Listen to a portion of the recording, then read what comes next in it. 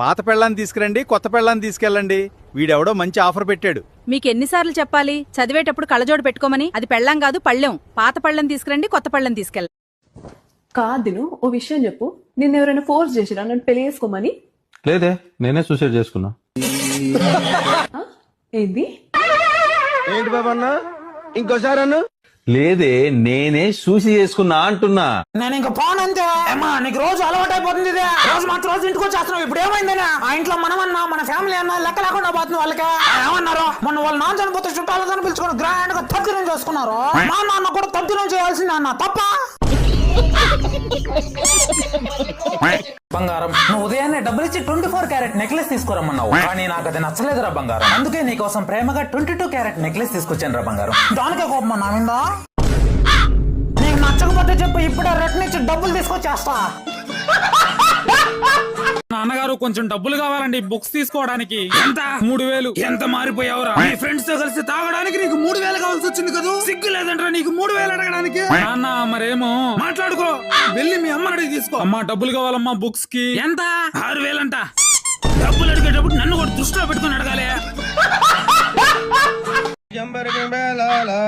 అరే మామ, నాకు కూడా ఒక పెగ్గు పోయిరా. అరే ఏమనుకుంటున్నావు? ఇది మార్ఫియస్. నీలాగా 100 రూపాయలు చీప్ క్వాలిటీ తాగుతాననుకుంటున్నావా? అయితే ఏమరా, ఒక పెగ్గేగా. అరే దీని ఒక పెగ్గు కాస్ట్ 70 రూపాయలు పడుతుంది రా, చీప్ క్వాలిటీ.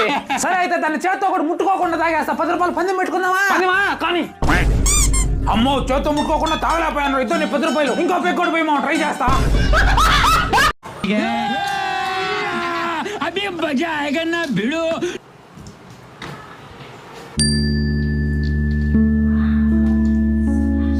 ప్రీతి, మామిడికాయ పచ్చడి తీసుకురా.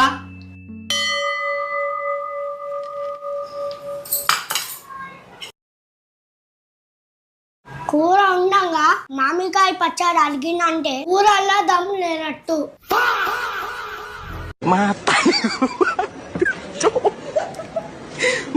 కోపానికి రాకు, నీ కూరలో దమ్ లేదు.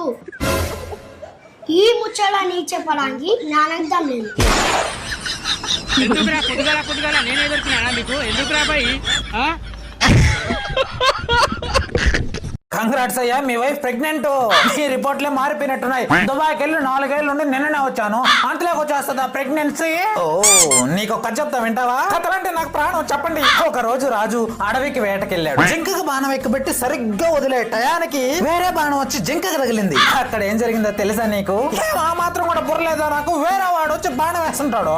ఎగ్జాక్ట్లీ అదే జరిగింది ఇక్కడ కూడా. అవునా? అరే మామ, కాలేజ్ టైం అవుతుంది, పదరారా. నాకు ఆరోగ్యం బాగాలేదురా మామ, నువ్వు వెళ్ళు. మామ మంది అర్థం వస్తావా? నేను రెడీరా, వెళ్దామా?